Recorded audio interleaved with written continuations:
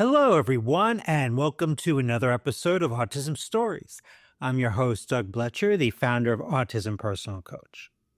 Autistic people are the true experts of the autistic experience, and Autism Stories is where we interview autistic people to learn from their diverse stories, experiences, and get their insights. If you'd like to be notified about each week's episode of Autism Stories, we suggest you subscribe on your favorite podcast listening platform. On today's episode, Manuel joins us to discuss traveling with mobility aids and his TV show that will be coming to the TLC network. We hope you enjoy today's conversation. Jay, welcome to Autism Stories. Happy to be here. I'm excited.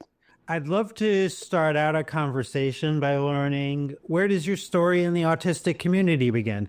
So my story honestly begins a little bit later in life. Like when I got into relationship with the person I'm with now, she had already been around other disabled people and specifically like people that were autistic, and she noticed some characteristics about me that like she felt like, hey, maybe you should get tested. She was, kind about it. It wasn't like there's something wrong with you or anything like that, but she just brought up that there were some traits that seemed like related to autism. And so I got tested and I got diagnosed with autism. And growing up though, my parents, they always felt like there was something about me, but just didn't look into it. So I mean, I've always been autistic. I just didn't get a formal diagnosis until, I think 2021. So it's a recent diagnosis, but I mean, it's always been pretty apparent for like my parents, at least specifically.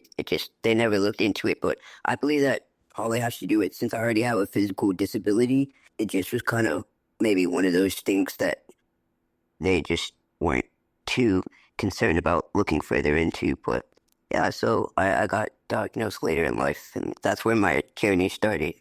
In preparing to interview each guest here on Autism Stories, every now and then I learn of a collaboration that an upcoming guest has with a previous guest. And that's the case with you, as you've collaborated with one of our previous guests, Marissa Hamamoto.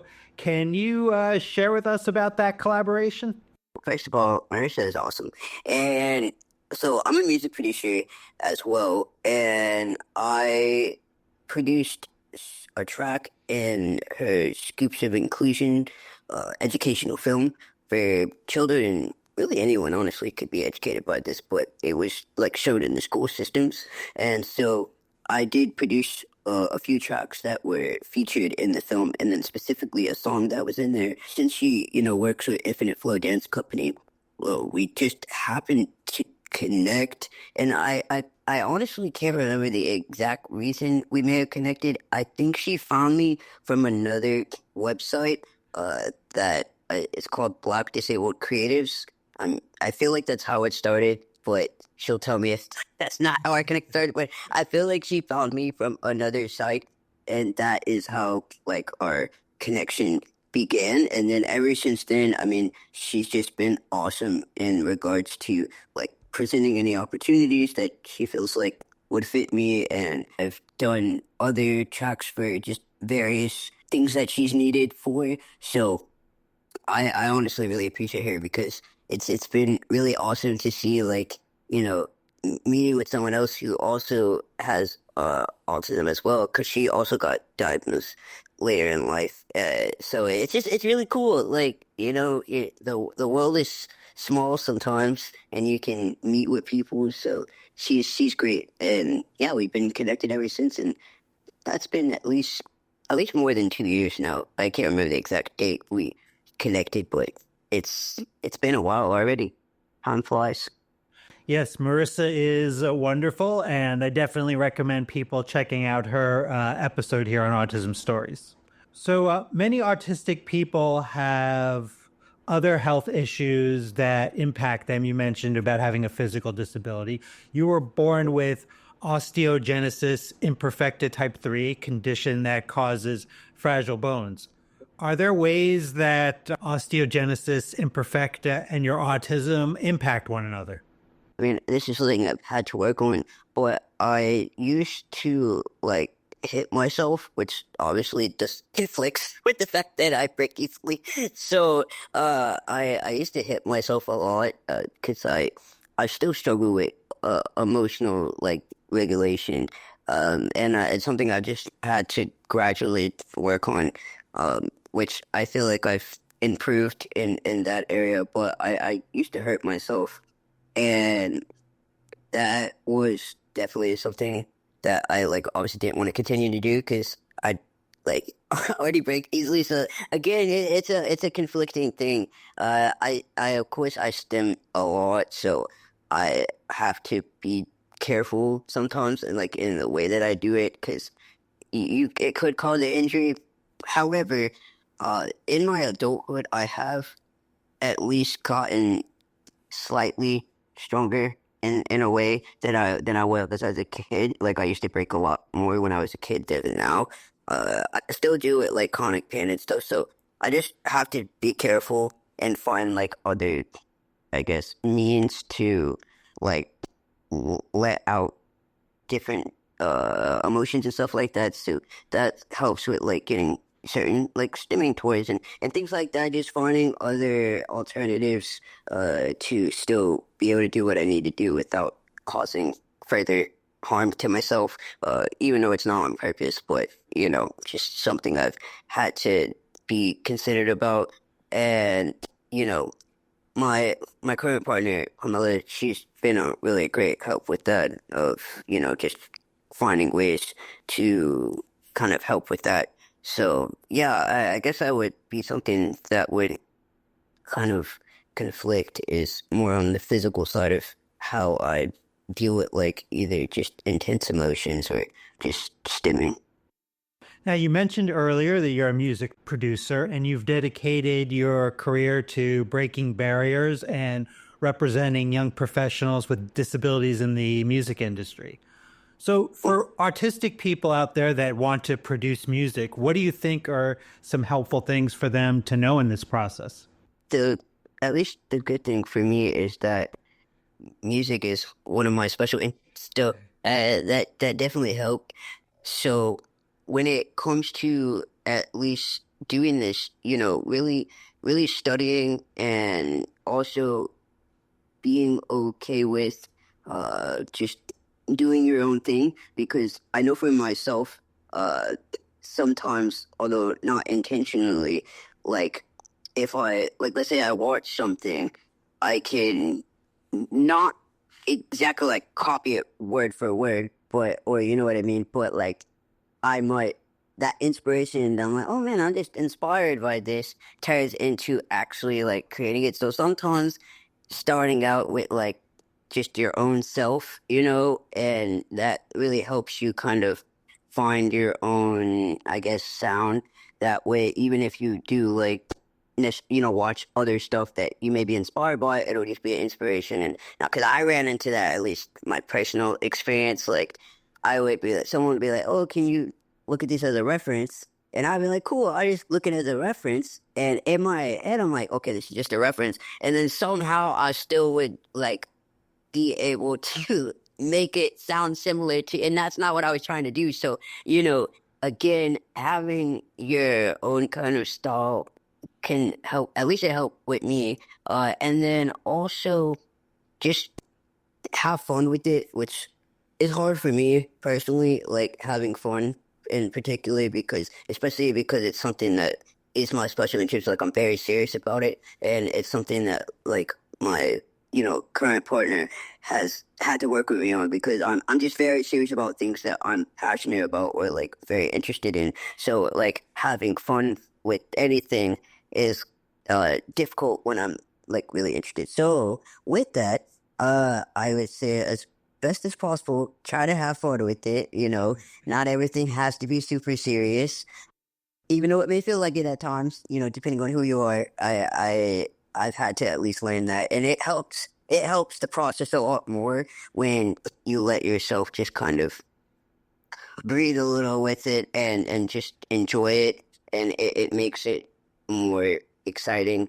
And then also, if you can, I would see it like there's other, neurodivergent people, or people that are autistic, maybe that are in that same field, to like collaborate with or talk to, because at least for myself, like sometimes I can feel very disconnected from other people who are autistic, and when I do like find that sense of community, especially in music, it makes it even cooler to do. So yeah, but that would be my advice. Now, recently you went to California for a second time as you were at the Mhm. Grammys. Where do you think we are in terms of airlines making the travel experience as inclusive as possible, especially for so many others like you that use mobility devices? When it comes to at least airlines, so for myself, since I in societal standards would have air quotes lower support needs, a lot of times people don't even know I'm autistic, because like people are relying on stereotypes, a lot of times to like diagnose, and so typically accommodations at airlines come for more of like, because of my, physical disability. And the the thing that I honestly, from an autistic standpoint, it would be nice if there was more education on how autism can look in people. Because personally, although I know there are some accommodations I could get for being autistic, I just don't necessarily feel comfortable because I know that people don't particularly view me as being autistic up front.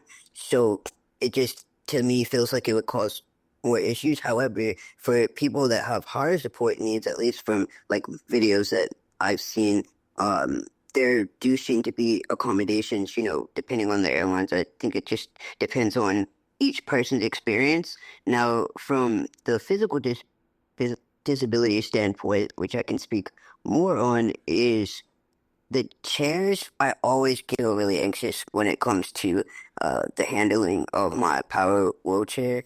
Uh, and that's just because like chairs get damaged every single day.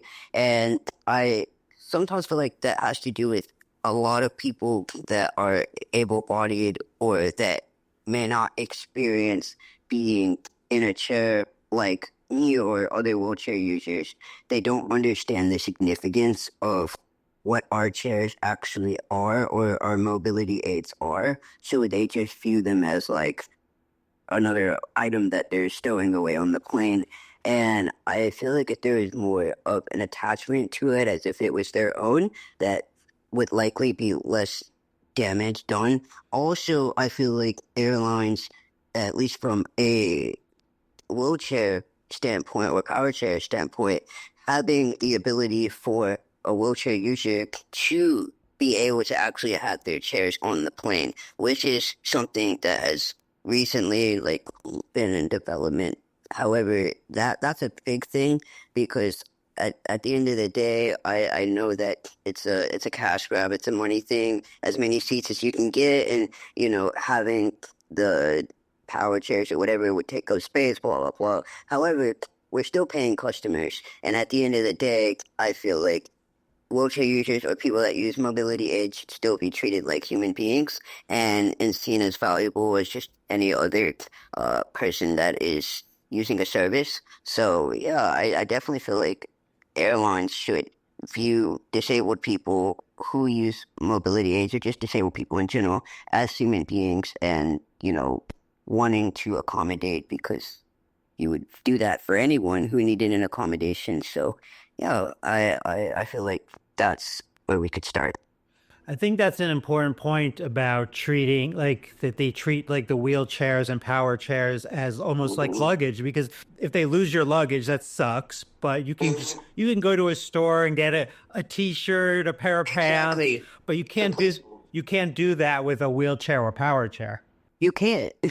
They're so expensive. Like a lot of times they're very expensive, and these are customized for that individual. That's what's so important. Like, a lot of times at airports, they'll have like, the airport chairs or whatever, but that's not fitting for everybody. It can actually cause more damage Yeah. to that individual. So yes, it's a big deal for sure. Starting March 4th, our listeners are going to have the opportunity to see you a lot more as you and your fiance are going to have a TV series on TLC called Jay and Pamela. This series will follow you and Pamela as you build your life together. What do you want our listeners to know about your TV show? It's wild to even say that out loud, like how YouTube's so. Like, I still haven't gotten used to it. Like, so just hearing you say it out loud is like, like that's so interesting. What I want people to know is there is gonna be a lot of different topics discussed in this show, and representation is very important to both of us. We worked very hard to collaborate with the team that we had and the network and to just make sure that it was as accurate as possible. Of course, we don't know what the final edits, look like or anything like that. However, we really did our best to represent, different communities as best as possible and talking about topics that aren't traditionally haven't really been talked about in reality TV.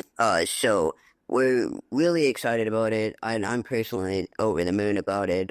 Just because it's just again like especially being physically disabled and autistic and like hard of hearing and a bunch of other things. Like I just haven't seen that kind of excuse me representation on reality TV. And to be that person out of the billions of people in the world is pretty huge, and I don't take that lightly. I'm very grateful, for the opportunity, and Pamela is as well. I mean, just advocacy is very important to both of us, and we both do it in our own ways. And so I'm just excited that we get to do this together. Because if I had to do this by myself, it would like be like, okay, this is a lot. I'm very excited. Yeah, like I'm excited for people to see it, and view it and really receive it. And I'm really hopeful that people will enjoy it. That's my biggest hope is that they'll enjoy it and hopefully see themselves in this, or at least just feel valued and heard and seen. That's the biggest thing that we hope that people get from watching this, because we want people to feel seen and heard and valued, and also hopefully for this to set a not a trend, but just hopefully set up for other people that have various disabilities to get represented in reality TV, because I want it to be just various types of people and various representation, even if you're not disabled, like just anyone that doesn't feel like they're seen on television or in this space. Like I'm hoping that it opens the doors for this to happen. I love all that, Jay, because one of my passions, one of my special interests is TV shows, and in particular, Okay. autistic and disabled people in the media. And I'm going to be watching every episode, and I'm going to try not to send you too many emails about it. No, listen, I'm so excited. I mean, this is what it's all about, Man, it's so cool even that you're doing this, you know what I mean? Like letting people tell their stories authentically, which is something that I'm very passionate about, is authentic just storytelling and things like that. And I think it's very important. And I love the fact that you just have a variety of people as far as, their lived experiences with autism and things like that. So I'm really grateful to like have been a part of this and talking about, my experience. Yeah, this is awesome. Lived experience is everything, and there's so much diversity within our experiences. And in thinking about that, how can our listeners learn about you and Pamela beyond this interview? I mean, not to sound pretentious, when you watch our TV show, you'll get so But outside of that, we're also on the social media, so you can find me at Mini Producer, MiniProducer, and that's everywhere. To keep it pretty consistent as far as the name. And then for Pamela, you can find her at Hefamila, JEFAMELA official, OFFICIAL, and that's on Instagram. And then on TikTok, it's just JEFAMELA. And hopefully she gets it on all, like, because I have to remember, like, which platform it is, but I'm pretty sure I got that right. But, like, yeah. So you can find her there and, keep up with her because she's really huge into advocacy and talks about it much more elegantly than I feel like I do when I talk about it. However, she's awesome, so definitely keep up with her. And then, if you trickle down to find your way to my stuff too, that's awesome. And, I definitely appreciate it, of course. I have my website as well. It's miniproducer.com, and it's same MINIPRODUCER.com. And you can find my beats on there to purchase, use it for various forms of media, if you're making a song or using it for a project, whatever, you can find my stuff there too. So, and yeah, that's what I got right now. Well, Jay, it was wonderful to have this conversation with you, and I look forward to seeing you on March 4th on TLC. Oh my goodness. It's not, I'm not gonna get used to it even when the show comes out. But thank you so much for having me. Like, this is so exciting. And again, thank you for providing this platform for people to, share their stories and talk about their lived experiences. This is really amazing and helpful.